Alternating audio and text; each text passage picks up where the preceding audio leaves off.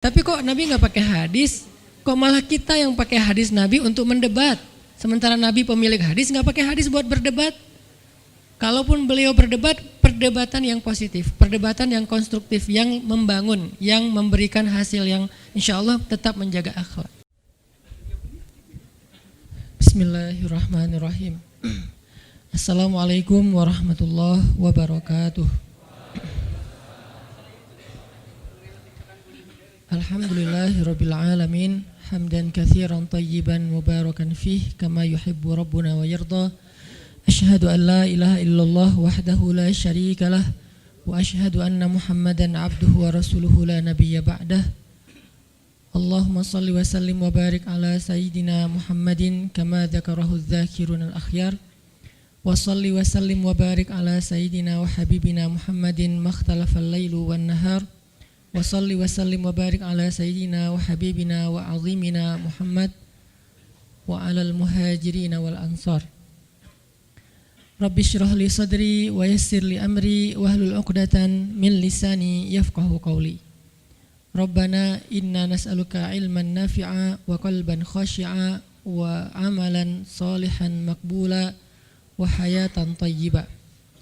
Rabbana ilaika aslamna wa bika amanna wa alaika tawakkalna wa ilaika anabna wa bika khasamna na'udzu bi'izzatika an tudillana antal hayyul ladzi la yamut wal insu. Teman-teman semuanya, malam ini kita sharing tentang diam.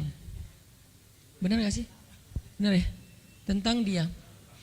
Dan saya gak mau ngebahas dari sisi fikih hukum diam, terus nanti ada juga yang bertanya tentang hukum puasa diam, puasa gak ngomong dan seterusnya, karena memang dakwah saya agak sedikit menghindari perdebatan fikih. Kita akan coba renungkan beberapa kisah tentang diam yang ada di dalam Al-Quran. Setidaknya ada 4 apa 5 gitu kisah tentang amazingnya diam itu di dalam Al-Quran. Yang menurut saya nih, setelah saya coba tadabbur beberapa ayat tentang kisah diam ini dalam Al-Quran, ternyata sama, poinnya tuh sama di antara semua kisah, bahwa diam kalau kita lakukan itu tepat dan kita punya alasan yang jelas, maka diam itu akan menjadi jalan lahirnya keajaiban dalam hidup kita. Jadi jalan munculnya keajaiban dalam hidup kita. Banyak orang yang berbicara untuk membela diri, padahal kalau dia diam, Allah yang bela dia. Kita ngebela diri kadang-kadang gak ngaruh, karena pembelaan diri kita tuh dianggap subjektif. Tapi kalau Allah yang bela dia, Allah punya banyak cara dan Allah menggenggam hati manusia. Sehingga ketika misalnya kita ribut dengan seseorang, setelah kita menjelaskan duduk perkaranya, kita ngejelasin yang sebenarnya terjadi apa, udah cukup diam dan jangan melanjutkan perdebatan. Kenapa? Biar nanti sisanya Allah yang akan beresin.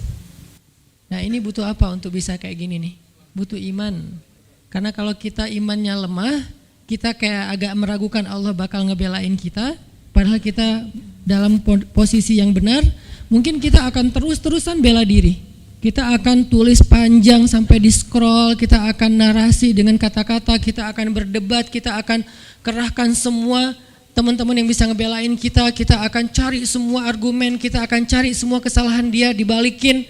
Semua cara ini adalah cara orang untuk membela diri dengan cara berucap. Ternyata di Al-Quran Allah pernah menceritakan kepada kita cara membela diri dengan diam. Bahkan kadang-kadang ketika kita membela diri dengan berucap, justru Allah menjauhkan dirinya dari kita. Allah pergi. Kenapa Allah pergi dari kita, berpaling dari kita? Karena saat kita membela diri dengan berucap, dengan ngomong, dengan broadcast, dengan komen, dengan bikin caption dan seterusnya, kadang-kadang di dalam kata-kata kita itu ada hal yang justru gak benar. Ada yang bohong, terpaksa gitu. Akhirnya gara-gara pengen bela diri kita jadi bohong. Gara-gara pengen bela diri kita jadi cari-cari kesalahan orang lain. Gara-gara pengen bela diri kita jadi buka aib. Gara-gara pengen bela diri kita jadi melebih-lebihkan sesuatu yang harusnya gak kayak gitu. Artinya justru karena kita berucap, karena kita ngomong malah jadi salah. Akhirnya orang nggak respect, Allah lebih nggak respect lagi. Sehingga malam ini kita pengen belajar tentang gimana cara menjemput keajaiban ketika kita punya masalah dengan seseorang lewat diam. Sehingga saya mencoba untuk semampu saya bareng dengan kita semuanya belajar. Bisa nggak ya kita jadi smart netizen? Atau dalam kehidupan sehari-hari bisa jadi smart citizen dengan sikap diam. Gimana sikap diam citizen, smart citizennya? Lagi di jalan, ketika orang lain mungkin bikin kita bete, bikin kita emosi, bisa nggak kita diam? Di rumah ketika kita berselisih dengan pasangan, bisa nggak kita diam? Di kos-kosan ketika kita digedor-gedor terus minta uang kos-kosan sama bu kos, bisa nggak kita? Salah. Itu mah ngumpat ya? Salah contohnya. Ya gitulah pokoknya. Jadi kita akan coba bahas diam ini dari angle daily kehidupan kita. Karena saya lebih suka kayak gitu biar langsung praktis bisa dipakai. Memang hadis-hadisnya banyak. Salah satu yang paling terkenal, man kana yu'minu billahi wal yaumil akhir falyakul khairan aw liyasmut. Atau nanti cerita yang lain kata Nabi, yang paling banyak memasukkan orang ke dalam api neraka dua. Satu lisannya, kedua kemaluannya. Ini dua hal yang paling sering menyebabkan orang masuk neraka. Kalau kemaluannya kita tahu artinya dia hawa nafsu, syahwat. Kalau lisan ini ngomong, justru gara-gara kita ngomong banyak, kadang itu jadi kayak pemberat timbangan keburukan kita dan itu tuh rugi gitu. Makanya kita perlu belajar, bukan saya ngajak kita, kita diam aja seharian. Kayaknya agak kurang fair juga ya. Dan saya juga nggak diam seharian. Susah kalau untuk diam seharian, apalagi sama keluarga, kan kita butuh ngobrol sama teman. Ya serealistis mungkin dan senatural mungkin. Cuman kalau lagi ada kasus bisa nggak nih kita diam? Terutama kalau lagi ada kasus. Terutama kalau lagi ada masalah. Dan saya yakin kita tuh pasti sering punya masalah dengan seseorang. Gimana caranya kita diam? Gimana cara Nabi diam ketika diomelin oleh Aisyah radhiyallahu anha? Ngomel, diam. Aisyah ngomel kepada Nabi, enggak menceritakan aib orang lain, enggak mencela, cuman ngomel karena lagi cemburu. Nabi diam. Beres Nabi diam, baru Nabi nanya, udahan Aisyah? Udahan. Terus Aisyah mau apa? Udah. Jadi enggak didebat sama Nabi. Padahal Nabi kalau mau mendebat, hadisnya banyak banget. Tinggal sesungguhnya saya bersabda, kan beres ya. Udah selesai. Tapi kok Nabi enggak pakai hadis? Kok malah kita yang pakai hadis Nabi untuk mendebat? Sementara Nabi pemilik hadis enggak pakai hadis buat berdebat.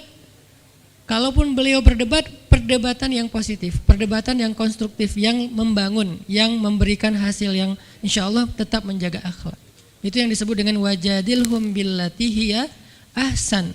Tapi kalau dengan keluarga, Nabi itu nggak suka debat.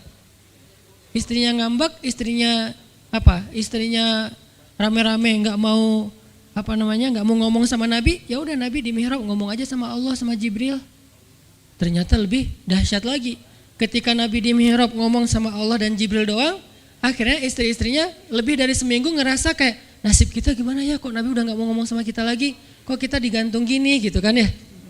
Akhirnya turunlah ayat Al-Quran yang menegur istri-istri Nabi gara-gara perilaku mereka kepada Nabi. Ini menunjukkan bahwa ayat-ayat tentang diam itu menjadi solusi itu luar biasa loh.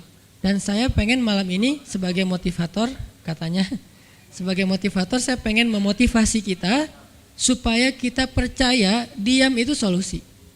Diam itu keajaiban. Nggak usah komen itu ternyata, nggak nge-reply komen head itu ternyata bagus. Nggak usah terlibat dalam perdebatan di sosmed itu tuh bagus banget. Nah di sini kita pengen belajar diam itu ternyata ajaib. Diam itu ternyata benar-benar kata orang emas. Diam itu ternyata solusi. Diam itu ternyata pembelaan diri yang paling efektif. Kalau selama ini kita masih percaya membela diri yang paling efektif ngomong. Membela diri yang paling efektif itu bikin postingan. Membela diri yang paling efektif itu bikin caption yang bagus. Membela diri yang paling efektif itu komen. Membela diri yang paling efektif itu minta pembelaan dari manusia. Ternyata mungkin itu benar, tapi ada yang lebih efektif lagi. Membela diri dengan diam. Dan gimana cara membela diri dengan diam sampai mendatangkan keajaiban, itu yang akan kita coba renungkan malam ini. Oke, yang pertama kita akan baca kisah diam di surat Maryam, surat favorit saya. Coba teman-teman buka surat Maryam, surat 19. Di dalam surat ini ada 2 adegan diam. Pertama, adegan diamnya Nabi Zakaria. Yang kedua, adegan diamnya Maryam. Surat 19, surat Maryam, ayat 10. Sekaligus kita pengen belajar kalau kita lagi diam pas kita dicerca, ketika kita disakiti, ketika ada masalah dengan seseorang, kalau kita diam kita ngapain gitu kan gitu ya. Enggak diam doang kan, kita ngapain. Nah, di sini kita belajar surat 19, surat Maryam ayat 10 dan 11. Kita tilawah bareng-bareng ya. Saya baca, habis itu teman-teman ikutin. A'udzu billahi minasy syaithanir rajim. Silakan.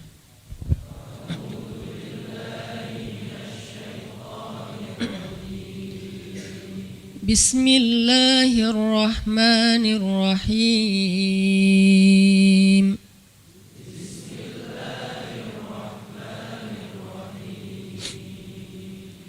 Qala rabbi ij'al li ayah.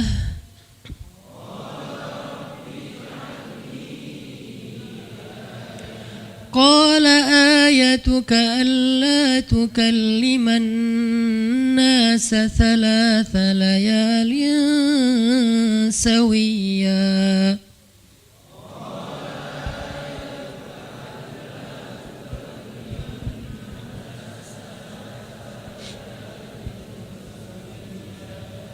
فخرج على قومه من المحراب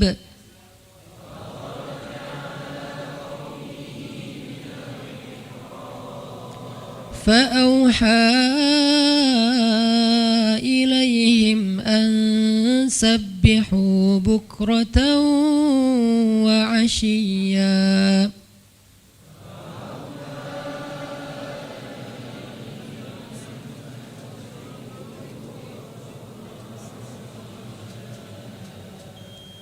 Berkatalah Zakaria, Rabbi, berikanlah untukku sebuah pertanda bahwa aku akan punya anak laki-laki.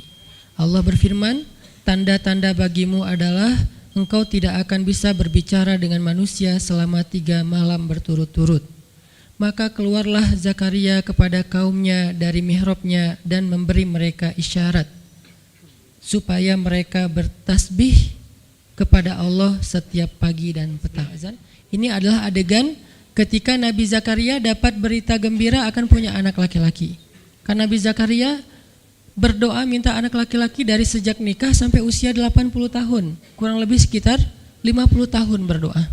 Lama banget, ya Allah beri anak, ya Allah beri anak. Sampai iparnya udah punya anak keren namanya Maryam. Iparnya adalah Imran. Udah punya anak keren banget, cewek, solehah, dari kecil udah beribadah di Masjidil Aqsa. Zakaria masih minta anak, ya Allah, ya Allah, ya Allah. Sampai puncaknya Zakaria ngelihat Maryam dapat makanan dari langit.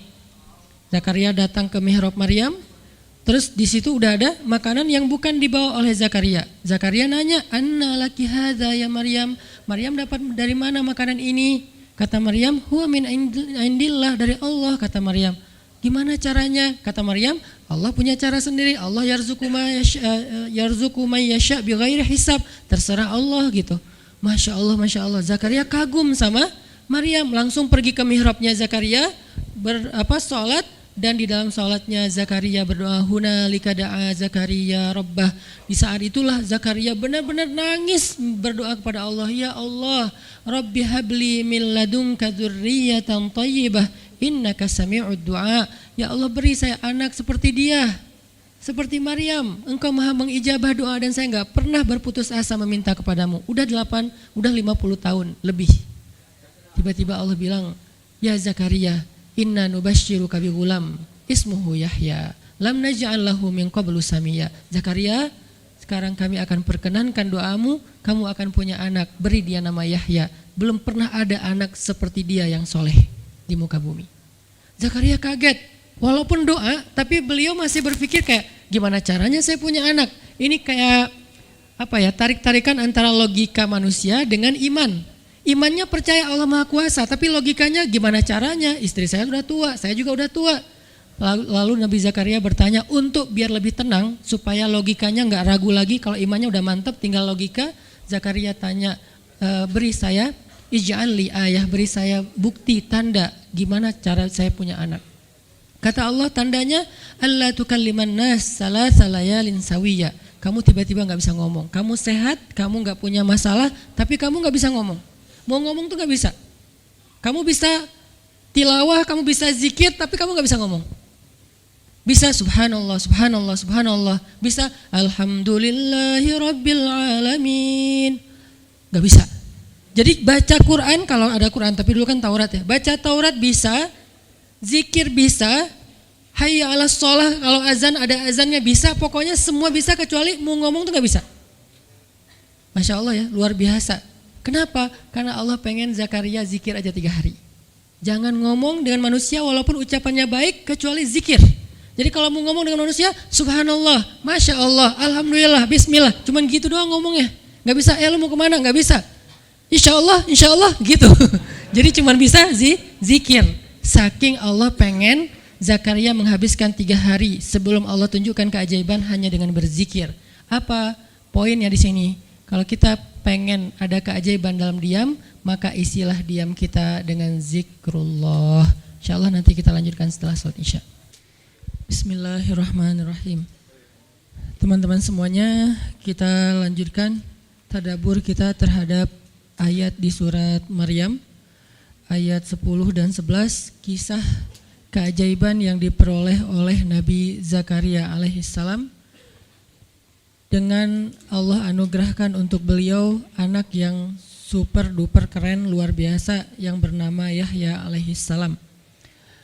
Dan salah satu cara Allah Subhanahu wa taala mendidik Nabi Zakaria untuk menjemput keajaiban itu adalah Allah menyuruh Zakaria untuk diam dan mengisi diamnya dengan zikratullah bukratan wa asiyya, mengingat Allah pada waktu pagi dan pada waktu petang.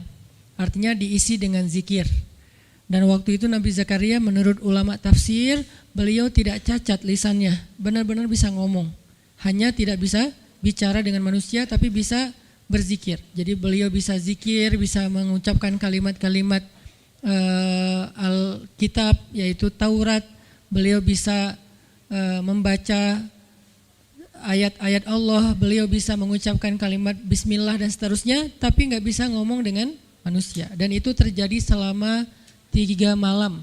Dan akhirnya setelah 3 malam, Nabi Zakaria tiba-tiba dapat berita gembira kalau istri beliau hamil.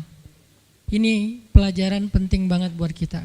Kalau ini pernah berlaku terjadi kepada Nabi Zakaria, keajaiban dengan cara kayak gini, maka ini juga akan terjadi kepada kita. Itulah alasan kenapa kisah tersebut direkam dalam Al-Quran, supaya dia menjadi pelajaran hudan lil muttaqin. Itu kenapa Allah katakan Al-Quran hudan lil muttaqin, petunjuk bagi orang yang bertakwa, orang yang pengen memperbaiki diri, orang yang pengen dapat solusi. Muttaqin, orang yang pengen wa may yattaqillaha yaj'al lahu makhraja, dapat jalan keluar. Wa yarzuqhu min haitsu la yahtasib, dikasih rezeki yang enggak terduga-duga.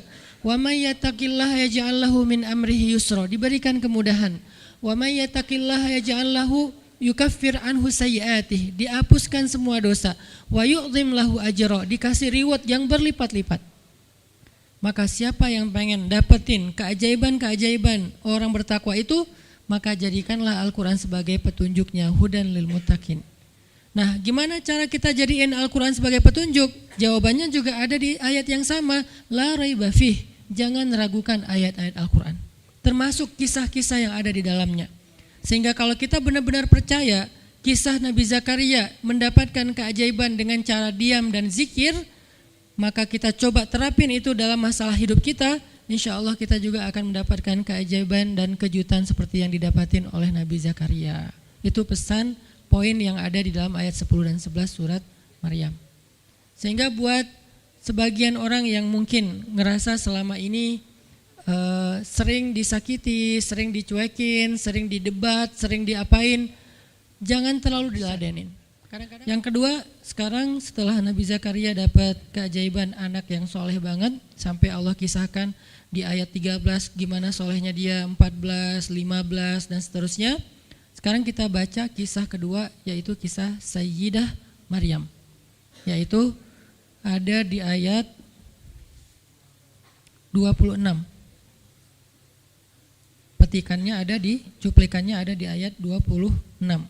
Kalau kisah Maryam mah dimulai dari ayat 16 ya. Tapi yang masalah diam itu ada di ayat 26, 27, 28 dan 29. Bismillahirrahmanirrahim. Silakan.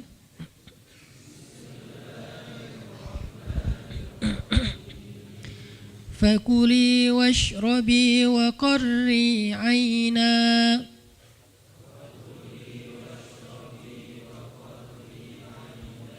fa imma tarayinna minal bashari ahadan fakuli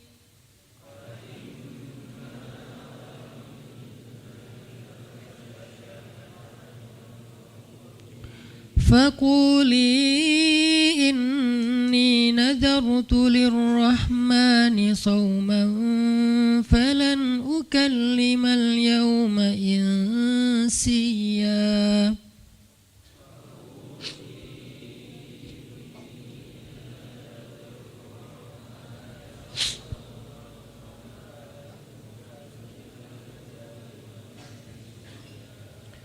فأتت به قومها تحمله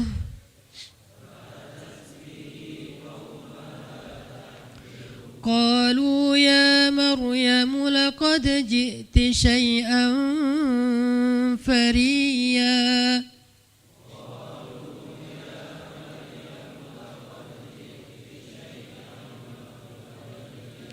يا أخت هارون ما كان أبوك امرأ سوء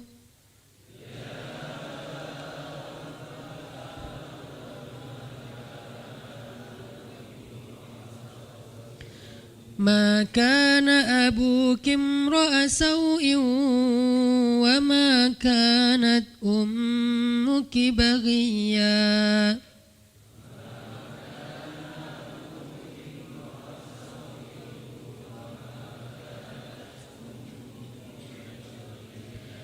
فأشارت إليه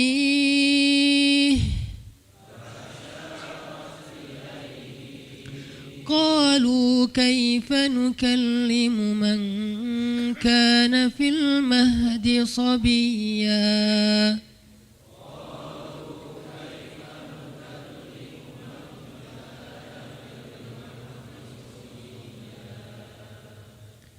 Dan maka makan dan minumlah dan bersenang hatilah engkau wahai Maryam, dan jika engkau bertemu dengan seseorang katakanlah sesungguhnya saya telah berazam untuk berpuasa pada hari ini dan saya tidak akan berbicara dengan manusia pada hari ini. Lalu Maryam pun datang kepada kaumnya sambil menggendong bayinya. Kaumnya berkata, wahai Maryam, engkau datang kepada kami dengan membawa kalau bahasa kita tuh pembawa apa istilahnya, sial, apa ya, dengan membawa keburukan. Jadi kayak dianggap pembawa kesialan. Wahai saudari Harun, sesungguhnya ayahmu bukanlah seorang yang nista ataupun pendosa, dan begitu juga dengan ibumu bukanlah perempuan yang hina. Lalu Maryam memberi isyarat, fa'asyarat ilaih, memberi isyarat dengan menunjuk ke arah bayinya. Lalu mereka berkata, bagaimana kami akan berbicara dengan seorang bayi yang masih digendong oleh ibunya, maksudnya masih terlalu kecil. Ini adalah cuplikan adegan Maryam ketika baru pulang kampung. Jadi ceritanya di ayat sebelumnya, ketika kandungan Maryam semakin besar dan nggak bisa disembunyikan dari penglihatan manusia, Maryam pun pergi menjauh ke sebuah tempat yang tidak ada siapa-siapa. Fahamalathu fantabazat bihi makanan qasiyya. Dia menjauh, mengucilkan diri ke tempat yang nggak dilihat oleh siapa-siapa sampai melahirkan. Jadi kurang lebih sekitar 3 bulan 4 bulan Maryam nggak ada di Al-Quds, nggak ada di di Masjidil Aqsa dan sekitarnya. Dia pergi mengasingkan dirinya supaya tidak ada yang menghujat Maryam karena ngelihat perutnya sudah semakin besar dan dia nggak punya suami. Setelah melahirkan, akhirnya Allah perintahkan Maryam untuk pulang. Setelah Allah ngasih makan, minum dan kebahagiaan buat Maryam, fakuli washrobi wa qarri aina, dengan adegan korma yang menjatuhkan buah-buah rutop dan seterusnya, pulanglah Maryam. Nah, Maryam tahu ketika dia pulang dengan membawa bayi, dia pasti akan dihujat, dicela, dicaci maki, dibully oleh kaumnya.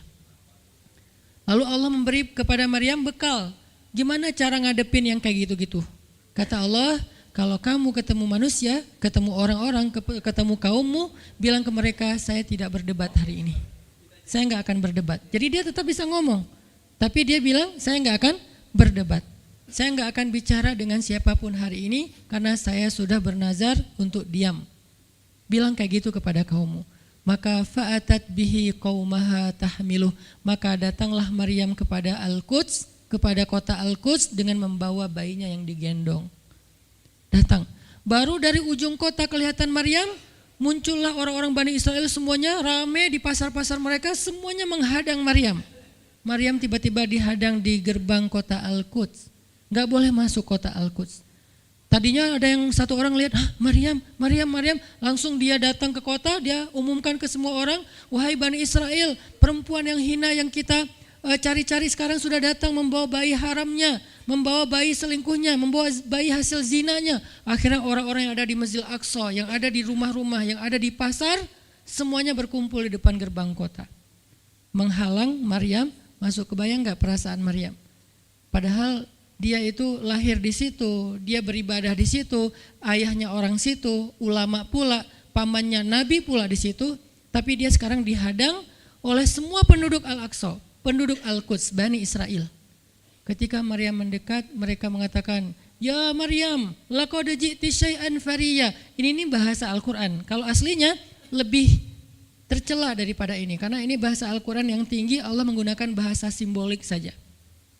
Yang terjadi, mereka mencela Maryam. Mereka bilang, Maryam kamu pembawa sial, Maryam kamu perempuan hina, Maryam kamu tukang zina, Maryam kamu selingkuh, Maryam kamu ternyata pelakor, segala macam.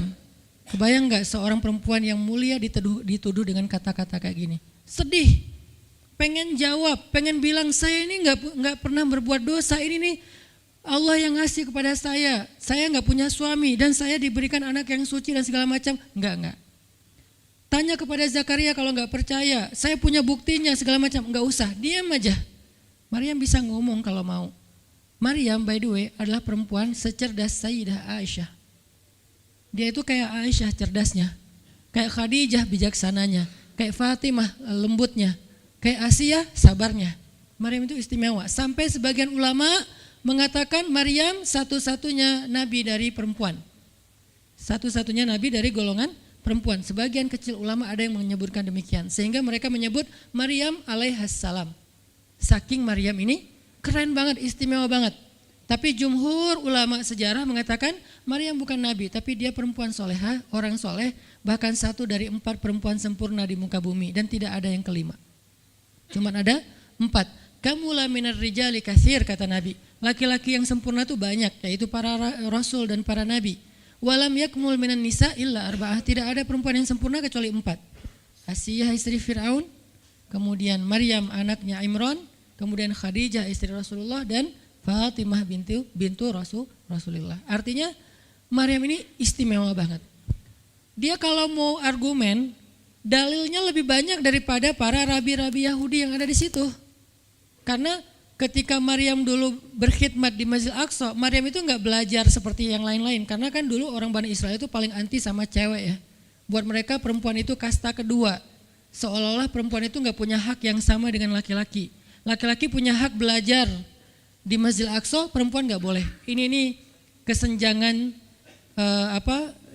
gender di masa Bani Israel dulu. Jadi kalau ada yang mau nuduh Islam sebagai tidak memperhatikan masalah gender, dia harusnya baca sejarah. Justru Islam, Al-Quran, Taurat, Injil mengangkat perempuan untuk setara dengan laki-laki.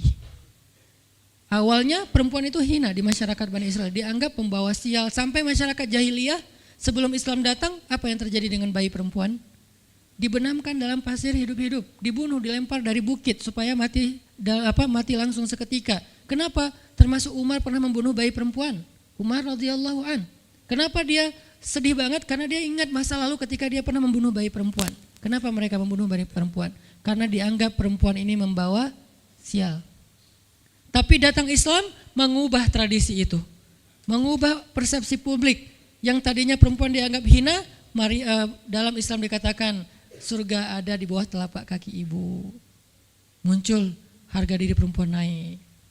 Apalagi sebaik-baik kalian yang paling baik untuk istrinya dan aku yang paling baik untuk istriku di antara kalian. Muncul lagi hadis, kalau seandainya laki-laki mau bersabar terhadap istrinya, maka harusnya dia bersabar 70 kali sehari kalau dia disakiti oleh istrinya.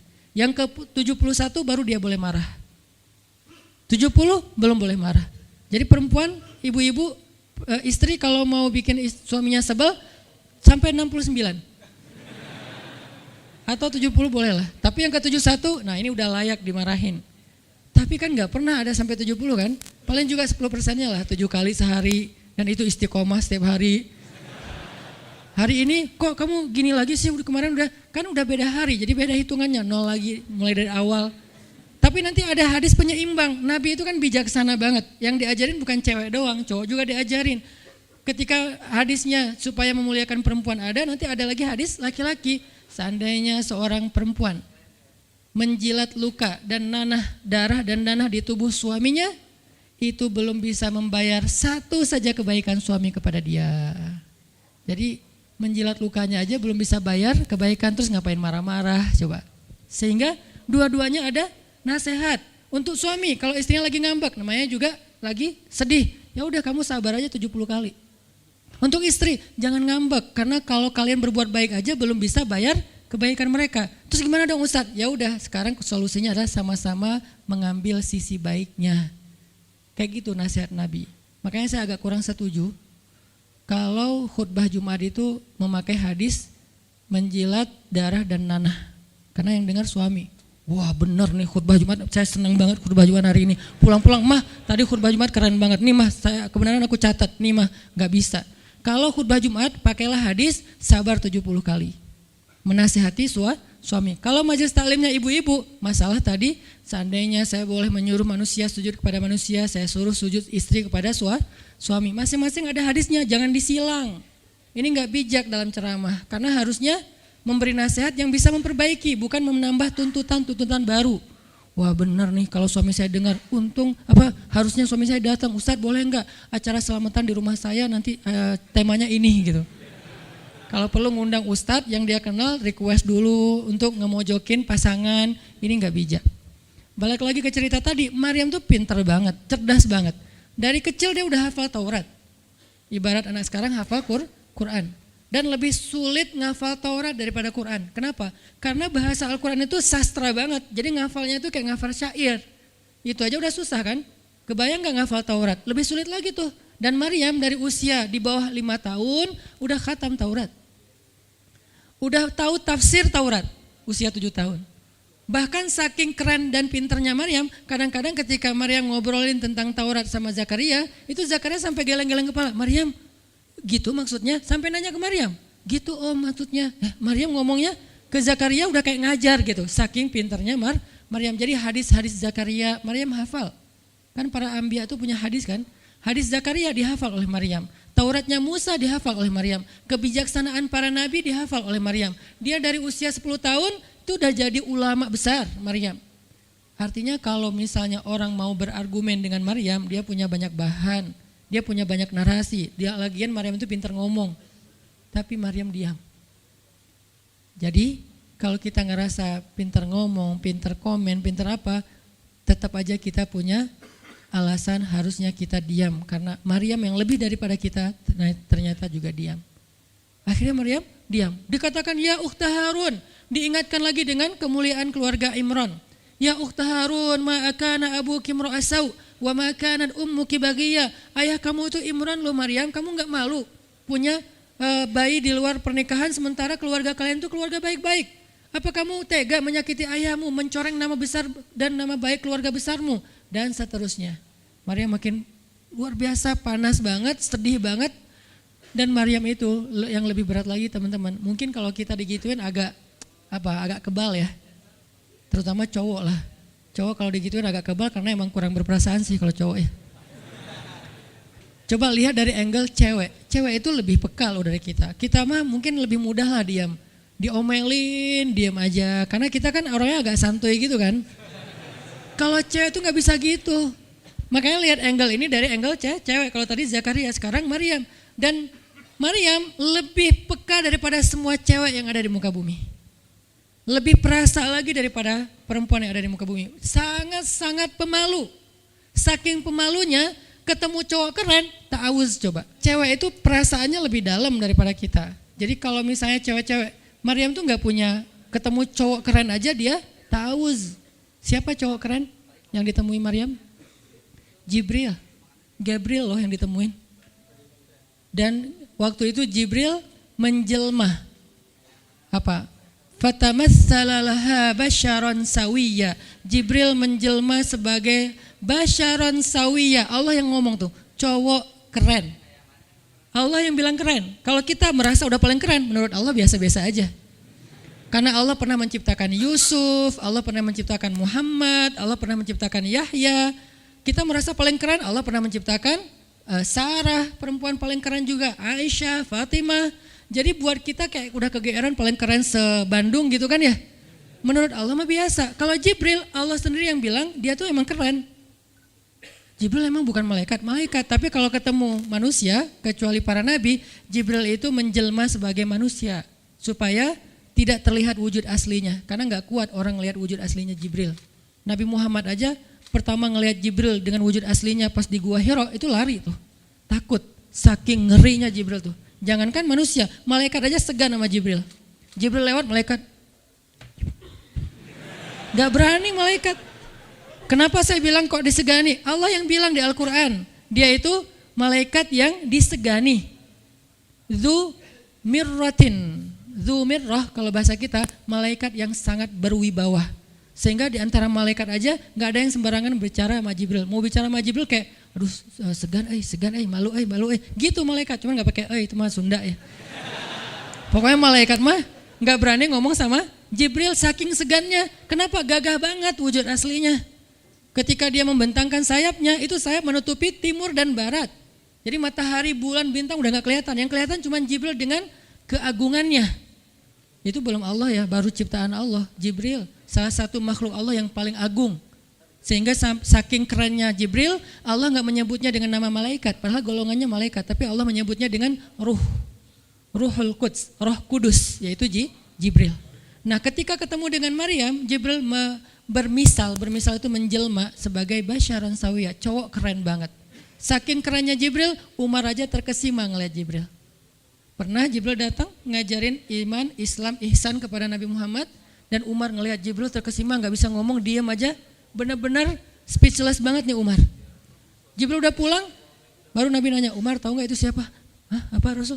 Gitu. Saking masih kayak terkesima, apa Rasul? Tahu gak barusan siapa? Siapa ya Rasulullah? Saya gak kenal orang itu, kok keren banget. Kata Rasul, itulah Jibril. Masya Allah, itu Jibril. Ya Alhamdulillah bisa ngelihat Jibril langsung, tahu gitu tadi.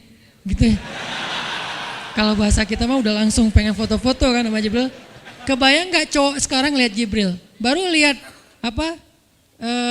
artis Korea aja kita udah kayak gimana kan, BTS atau apa, udah segala macam, udah guling-guling, udah gigit jari, baru BTS doang. Kadang-kadang nggak ngelihat BTS langsung, cuma lihat di TV doang, udah aku nggak bisa gini, aku nggak bisa gitu kan ya. Belum ketemu Jibril loh. Jadi nggak ada lah artis sekeren Jibril. Baru Yusuf aja udah pada ngiris tangan, belum malaikat. Sampai ketika cewek-cewek ketemu Yusuf, mereka bilang apa? Ini bukan manusia, ini malaikat. Jadi gantengnya Yusuf tuh bukan ganteng-ganteng apa? Itulah. Ganteng kok hewan gitu kan. Ini ganteng-ganteng malaikat. Belum ada tuh film atau sinetron itu. Yusuf itu ganteng-ganteng ganteng-gantengnya tuh malaikat. Levelnya tuh level malaikat. Jadi kalau ada Jibril, ada Yusuf kayak, nih yang mana Yusuf, mana Jibril ya? Keren dua-duanya. Nah Jibril datang ketemu Maryam bukan di atas panggung rame-rame. Berdua coba, intimate banget kan. Kalau di atas panggung teriak-teriak gak keren lah, biasa aja. Ini tuh berdua, private banget. Di satu ruang kecil, berdua gak ada yang tahu, tiba-tiba Jibril berdiri di depan Maryam senyum dengan khas senyumnya malaikat yang mematikan gitu. Maryam pas buka mata lagi zikir ngelihat Jibril depan matanya keren banget. Langsung Maryam bilang apa? A'udzubillah. Cie, wibawa banget kan Maryam? A'udzubirrahmani minka in kunta taqiyya. Jadi emang elegan sih orang-orang soleh itu. Dia langsung nunduk, dia bilang A'udzubirrahmani minka in kunta taqiyya. Aku berlindung kepada Allah yang Maha Rahman. Kenapa ngomongnya Rahman? Karena keren. Kalau enggak keren, a'udzubillah. Karena keren, a'udzubirrahman. Tapi masih ta'awuz, cuman pakainya Rahman karena Allah tuh Maha Pengasih yang udah bikin kamu tuh keren. Diksinya luar biasa ya. Maryam gak bilang a'udzubillahi minasyaitonirrajim. Enggak, ini enggak layak dibilang syaitan, ini terlalu keren. Jadi enggak bisa a'udzubillah, a'udzubirrahman. Berarti Maryam itu pinter. Sampai dia bisa memilih diksi Asmaullahil Husna. Dia nggak pakai diksi Allah, dia pakai diksi Ar-Rahman. Karena yang datang itu wajahnya tuh wajah orang baik, tapi keren. Akhirnya, a'udzubirrahmani minka in kunta taqiyya, kata Maryam. Jibril juga elegan, faham maksud Maryam. Maksudnya, kamu siapa? Itu pertanyaannya. Maryam nggak nanya, kamu siapa ya? Enggak gitu. Kan kayak culun-culun kayak caper gitu kan. Kamu siapa ya? Aku ada salah sama kamu. Enggak gitu sih Maryam ngomongnya.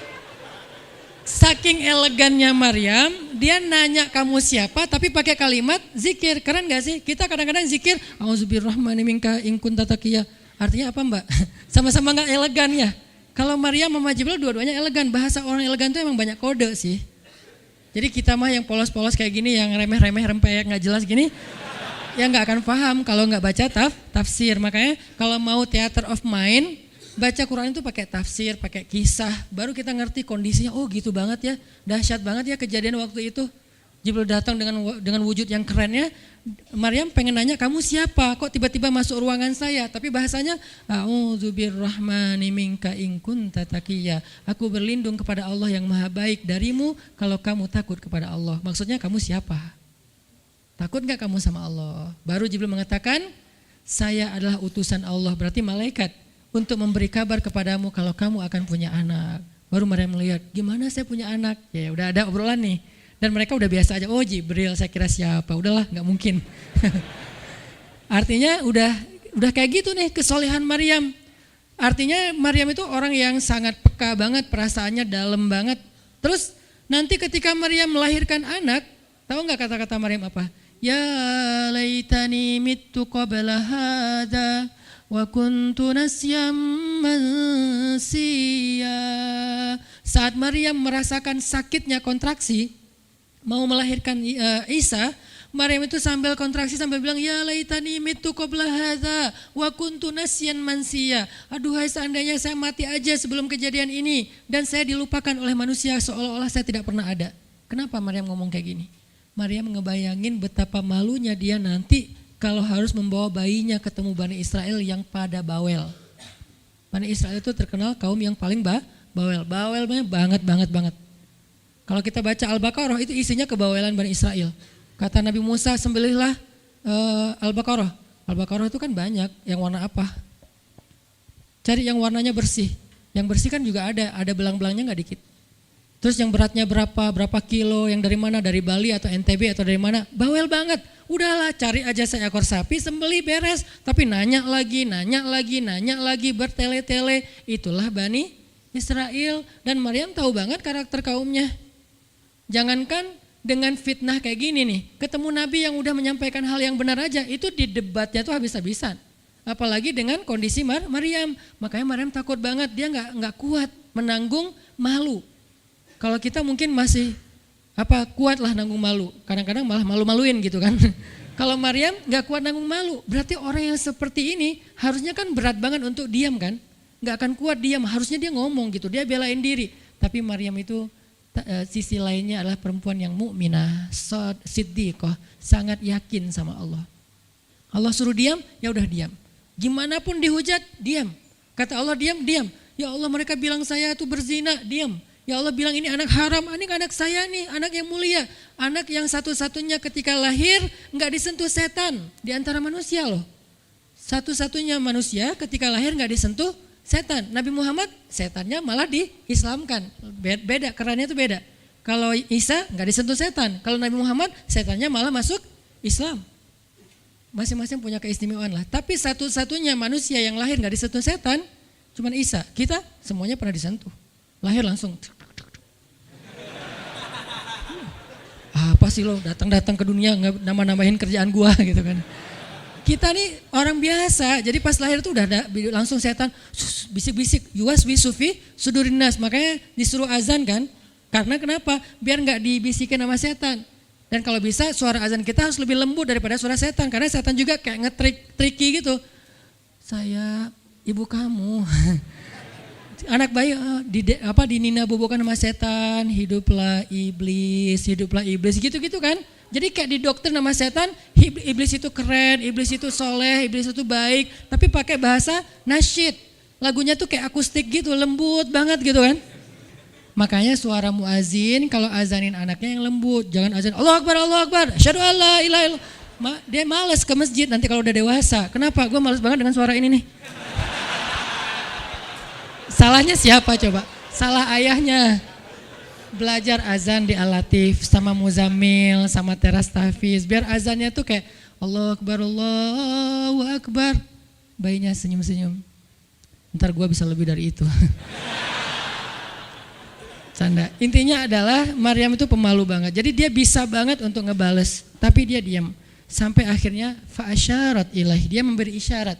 Arti memberi isyarat, dia nunjuk ke arah Isa alaihissalam yang masih digendong. Kalau kalian mau ngomong aja sama bayinya. Allah yang nyuruh kayak gitu. Makin kayak marah dan makin menjadi-jadi orang Bani Israel ketika Maryam memberi isyarat nunjuk ke arah Isa. Mereka bilang, ya Maryam, kamu udah gila apa? Sekarang kamu nyuruh kami bicara dengan bayi yang masih dalam gendongan ibunya. Benar, Maryam tuh ternyata udah stres gila. Dia gara-gara ditinggal sama selingkuhannya, sekarang dia jadi orang gila. Wah, luar biasa tuduhan kepada Maryam. Maryam diam aja, sedih, nahan air mata.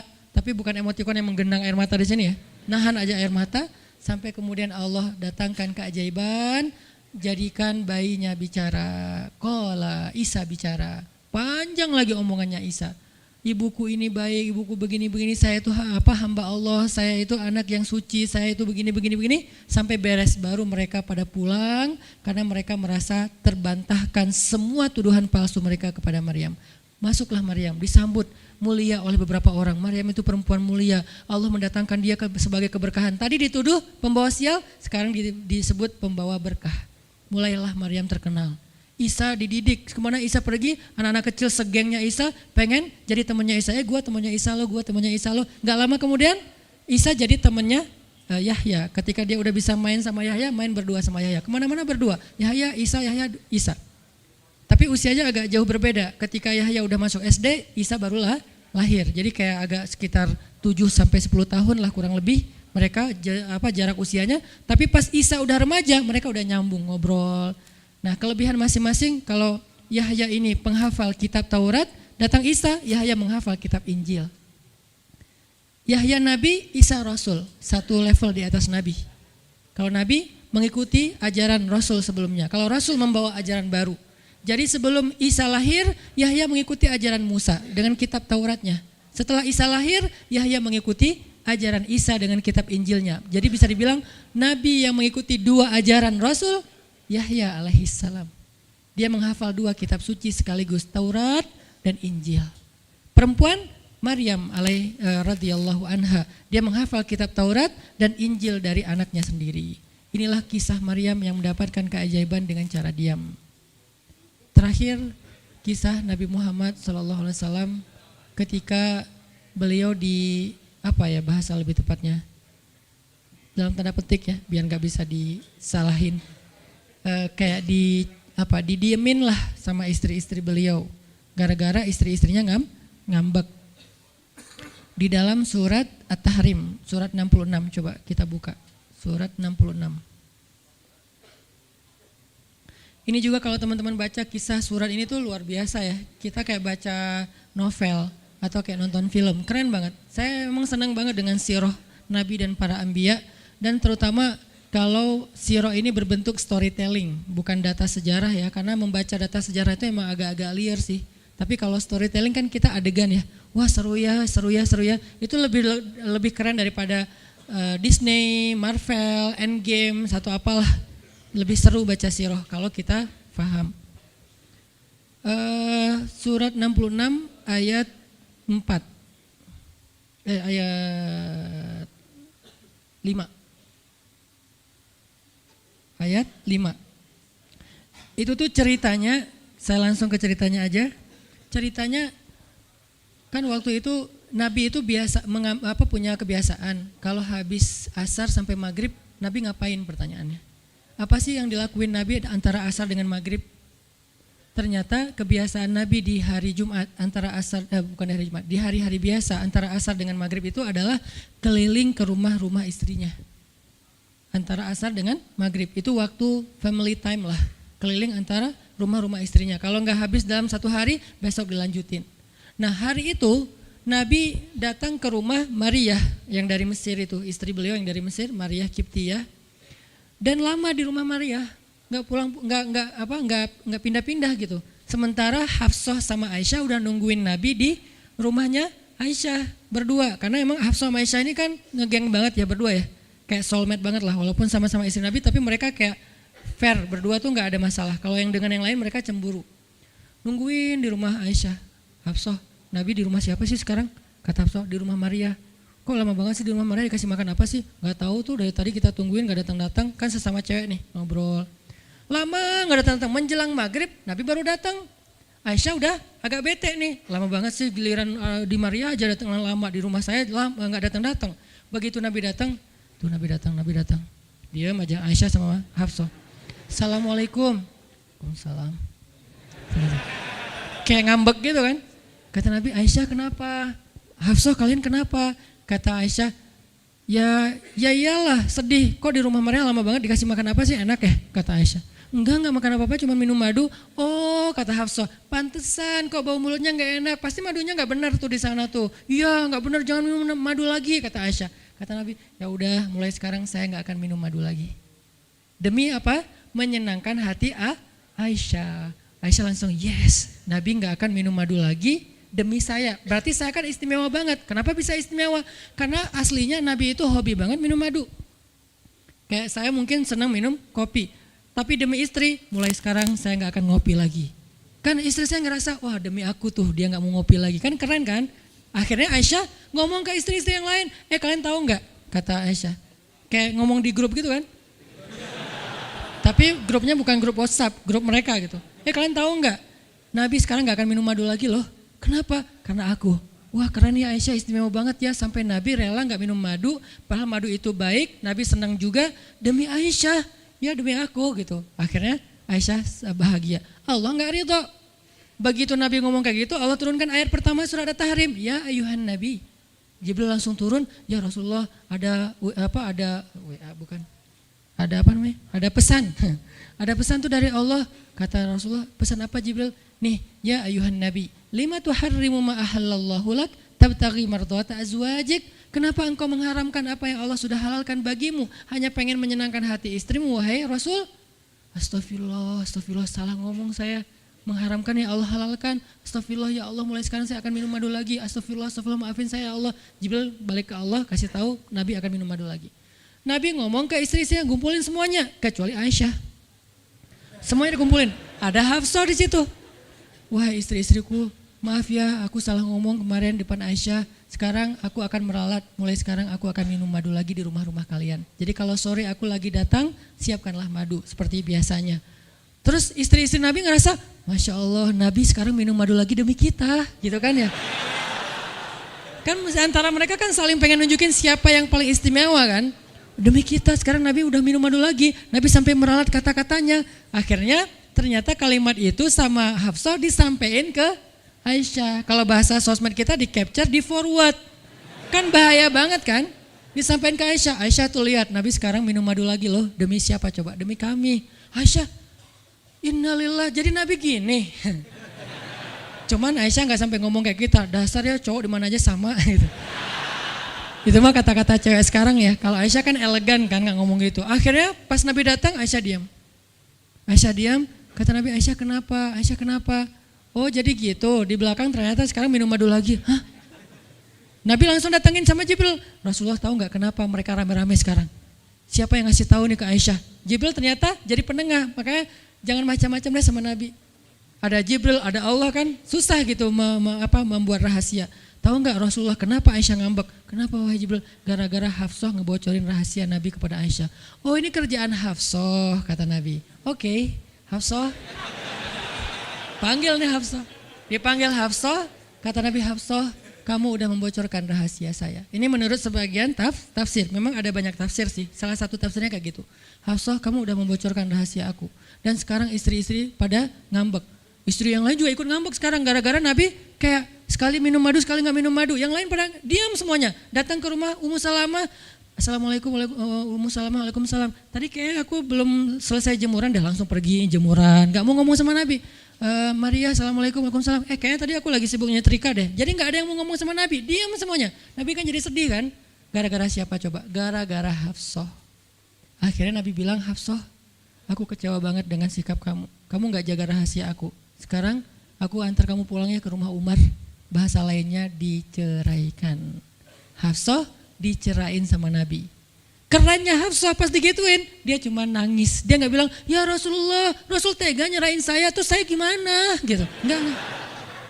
Rasulullah cuma masalah madu doang, cuma masalah capture dan saya forward doang kayak gitu langsung diceraikan. Tega banget sih Rasulullah. Rasulullah gak punya hati apa? Enggak. Hafsah tuh diam. Ini nih keajaiban diam yang lain ya.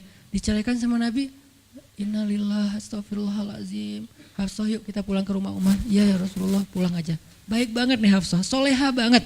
Jadi by the way emang semua istri Nabi itu soleha, cuman namanya perempuan kadang-kadang muncul sifat dasarnya mereka cemburu, mereka sedih, mereka baper. Tapi itu manusiawi dan perempuan yang soleha pun merasakan hal itu. Hafsah pulang ke rumah Umar. Assalamualaikum, waalaikumsalam, dibuka sama Umar. Ya Rasulullah, Hafsah langsung masuk ke kamarnya. Ya Rasulullah, anak saya bikin salah apa? Pasti dia nyakitin Rasulullah ya. Maaf ya Rasulullah. Langsung Umar marah-marah. Hafsah, kamu ngapain sama Rasulullah? Hafsah diam aja. Dimarahin habis-habisan sama Umar.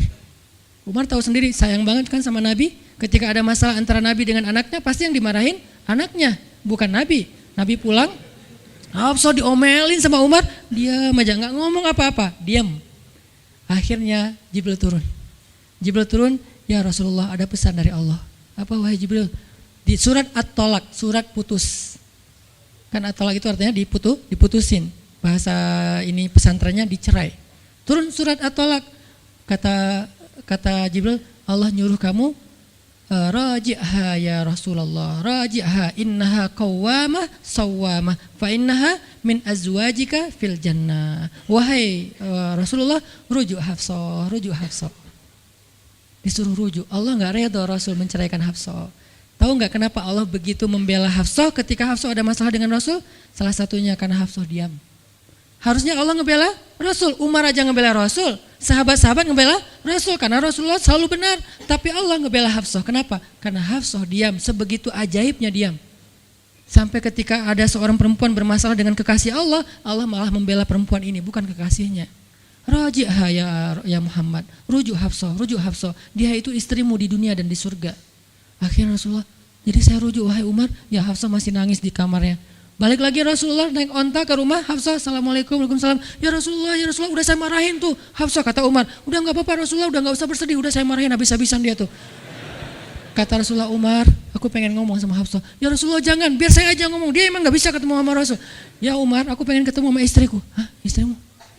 Hafsah itu Rasulullah, keluar lagi Hafsah. Soleha banget, lembut banget, keluar. Ada apa ya Rasul? Hafsah tuh gak marah-marah. Ada apa ya Rasul? Hafsah, aku pengen ngomong sama kamu. Umar diam bingung. Kata Rasulullah, Hafsah, aku ingin ajak kamu balikan. Romantis gak sih? Rasul pengen ngajak Hafsah balikan. Kok balikan sih Ustaz? Ya rujuk kan balikan. Rujuk artinya kembali ya balikan. Hafsah balikan yuk. Umar bingung, balikan?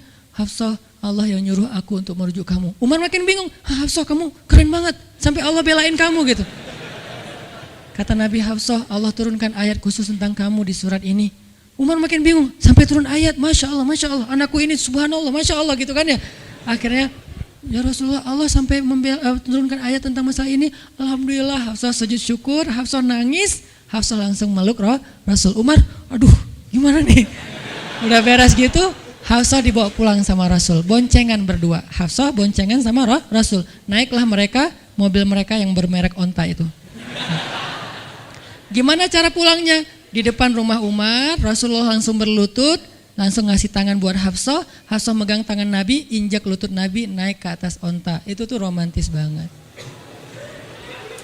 Lalu Rasulullah bonceng Hafsah. Tadi kan cerita Hafsah dicerai sama Nabi itu kan heboh di grupnya istri-istri Nabi kan. Hafsah dicerai loh. Jangan-jangan kita juga dicerai. Soalnya Nabi udah gak mau ngomong sama kita. Astagfirullah. Jadi grup Nabi, istri-istri Nabi itu pada khawatir kalau mereka juga sama nasibnya dengan Hafsah. Pada bingung. Tapi tiba-tiba mereka ngelihat Hafsah pulang ke rumahnya dibonceng Nabi. Itu tuh langsung trending loh. Istri-istri Nabi, tahu gak tuh Hafsah dirujuk sama Nabi sampai turun ayat di surat At-Talaq. Oh gitu. Wah Hafsah keren banget ya. Wah istri-istri Nabi pada cemburu pada Hafsah. Diturunkan Hafsah, yang lain pada ngintip Hafsah. Sampai masuk ke rumahnya, Nabi beres di rumah Hafsah, keluar masuk ke masjid, diam aja di masjid. Istri yang lain Nabi gak mau ngomong. Aisyah, Ummu Salamah, Saudah, Maria, Sofia, siapa lagi? Yang Zainab bintu Jahsy, semuanya Nabi diamin, gak mau diajak ngomong. Datang satu-satu, ya Rasulullah mau dibuatin minum apa? Astagfirullah, subhanallah. Datang lagi Aisyah, Rasulullah capek, subhanallah. Diam semuanya, nggak ada yang mau diajak ngomong sama Nabi. Udah mereka akhirnya pada pulang, bingung, ya nasib kita gimana ya? Tanya ke Hafsah yuk. Sekarang Hafsah jadi kayak selebritinya. Hafsah, pada datang ke rumah Hafsah. Hafsah bantuin kita dong. Sampai Aisyah aja yang tadinya kayak bisa dibilang kayak pemimpin istri-istri Nabi kan, Aisyah paling cerdas, paling disayang sama Nabi. Sekarang Aisyah diam-diam ngomong, Hafsah bantuin dong, kita nih lagi digantung sama Nabi. Kata Hafsah sekarang kan kayak lagi di atas angin gitu, kalian sih nyakitin Rasul, cie.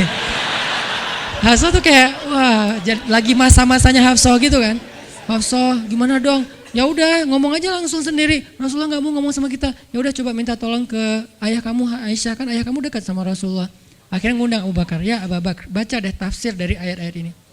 Abu Bakar datang, ayah tolongin kami dong. Kenapa? Kami itu dianggurin sama Nabi, didiamin, digantung udah seminggu lebih. Jangan-jangan kami juga dicerai kayak Hafsah. Kalau Hafsah dicerai tapi udah dirujuk, kami gimana nasibnya? Akhirnya ya udah biar aku yang ngomong sama Rasul. Datanglah Abu Bakar ke masjid. Rasul lagi zikir. Ya Rasulullah, itu istri-istrimu mutus saya. Subhanallah. Ya Rasulullah, Masya Allah. Ya Rasulullah, la ilaha illallah. Abu Bakar aja Rasul gak mau ngomong sama dia. Padahal Abu Bakar itu udah paling akrab sama Nabi. Abu Bakar diam, gak bisa diajak ngomong nih. Abu Bakar balik lagi ke rumah istri-istri Nabi. Kata istri-istri Nabi, gimana Abu Bakar?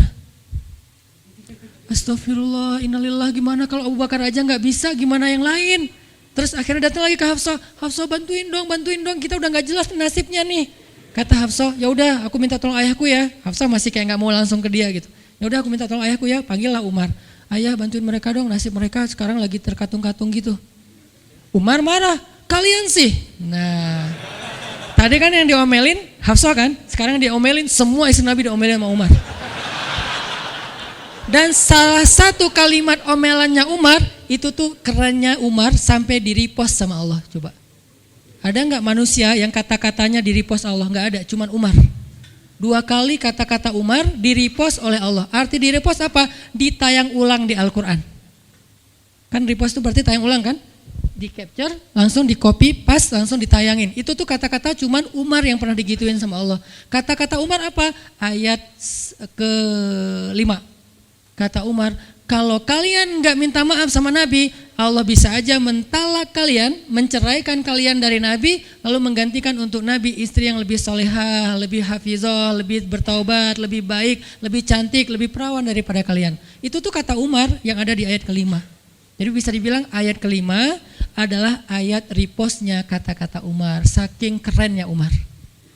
Sampai Nabi pernah bilang kalau ada Nabi setelah aku, Umar lah orangnya, cuman gak ada Nabi setelah aku. Jadi kalau ada orang yang benci sama Umar, saya heran, dia baca sirah apa? Karena Umar tuh keren banget, Abu Bakar tuh keren banget. Kalau kita baca sirah mereka dahsyat tuh. Dan kalau ada yang bilang Umar sama Ali itu gak akur, aneh juga. Karena Ali memberi nama anaknya, yang pertama Abu Bakar, yang kedua Umar, yang ketiga Utsman. Ketika ditanya sama Umar, ya Abul Hasan kamu memberi nama mereka dengan nama-nama kami, kenapa? Kata Ali, aku berharap mereka jadi orang soleh seperti kalian. Terus gimana caranya? Ali ngasih nama Umar sementara dia benci sama Umar, gak mungkin dia benci. Masa ngasih nama orang yang dibenci kan? Dek namanya siapa? Namrud.